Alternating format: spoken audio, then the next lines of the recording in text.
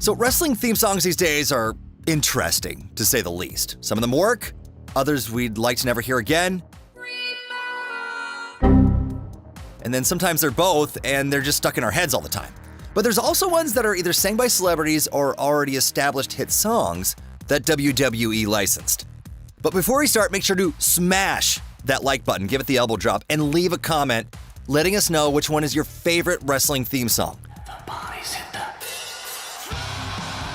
And we are back live here on Raw.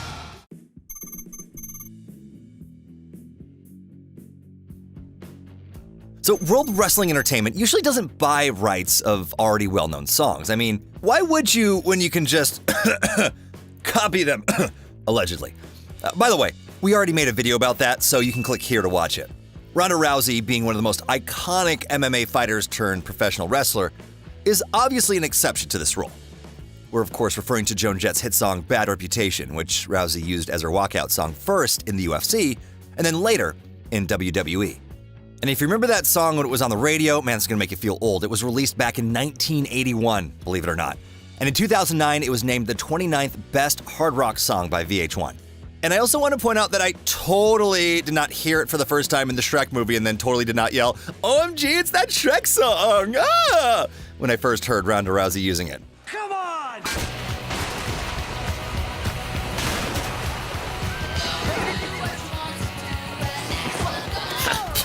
Don't be ridiculous. I'm a man. Now, if you'll excuse me, I've got some push-ups to do before we continue the video.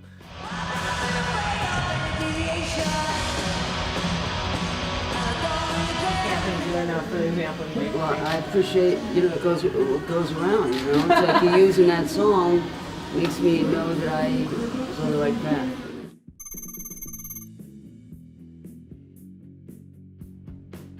Now, most of you have probably heard at least a small snippet of a popular song called Bodies by Drowning Pool. Let the bodies hit the floor. Let the bodies hit the floor. Let the bodies hit the floor. Now, I'm not gonna lie, I probably heard this one from like a random 240p quality YouTube video from 2008 or something. But nevertheless, Bodies was quite big when it was first released back in 2001. That same year, we saw, get this, none other than Stephanie McMahon using it as her theme song. Like, what? WCW champion, Booker T. Pardon me, I'm sorry. I forgive you. The intense metal song was nowhere near Stephanie's style. But weirdly enough, can I say this? I think it worked somehow. It's like reverse psychology or something. The World Wrestling Federation are gonna hit the floor! Hit the floor! Hit the floor!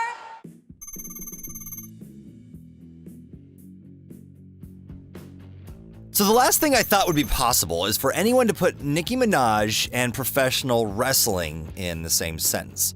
Case in point, here's Nicki Minaj doing her thing, and then here's professional wrestling.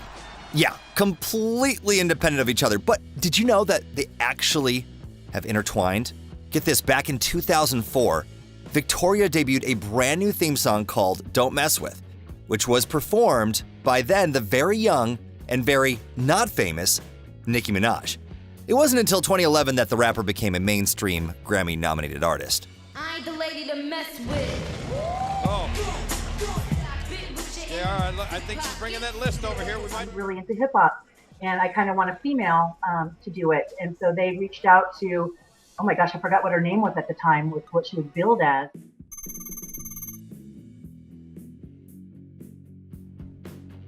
So you know WWE wrestler Sasha Banks, and you probably also know that she's the cousin of the man, the legend, D-O-double-G, a.k.a. Snoopzilla, a.k.a. Snoop Doggy Dogg, now Phase Snoop. I can't keep up with these.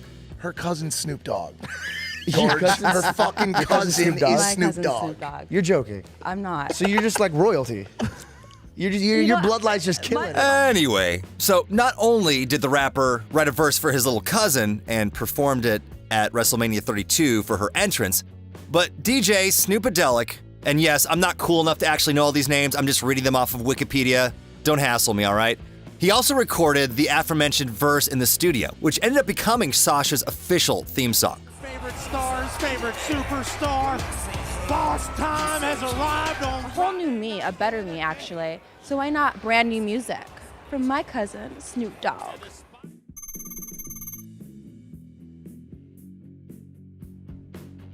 Okay, imagine it's 2010, you just came back from school, your mom had some extra Lunchables in the fridge, so you grab one, you turn on your PS3, and you launch the SmackDown vs. Raw 2010 video game. What kind of place is this? And you hear this song playing in the main menu. The nostalgia, the feels, it's too strong, I can't handle it. Mark Henry's theme, Somebody's Gonna Get It, is performed by 3 6 Mafia, a popular early 2000s hip-hop group responsible for quite a few mainstream hits, such as Stay Fly. And there's a lot of people that consider this as one of the greatest WWE themes of all time. That's a strong stance, right? So, do you guys agree? Let me know in the comments.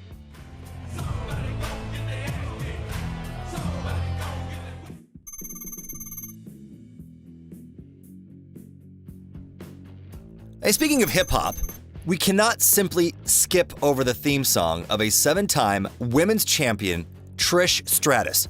Time to Rock and Roll was made especially for Stratus during the prime of her career by none other than Lil' Kim. Now, we already mentioned that Nicki Minaj was featured on Victoria's theme, so this means that the beef between the two rappers was, I think, foreshadowed every time the wrestlers faced each other. Kinda crazy. And if WWE is not planning some sort of Nicki Minaj, Lil' Kim SmackDown, they are totally missing out. You can literally close your eyes, and just the minute you hear that first note, you know who's coming out.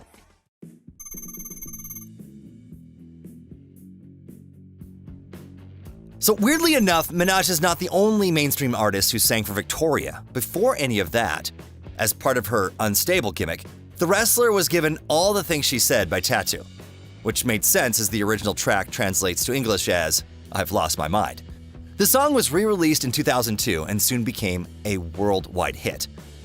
Surprisingly enough, WWE decided to license it during its prime, which is actually a rare move for the company. I don't think that was tongue either. All the Things She Said, we only owned it for a year. That's all that WWE owned it for. So that was the reason why we switched over. And I found out that Nicki Minaj did it through social media. And that was our list. Comment below and be sure to leave a like too. We'll see you next time.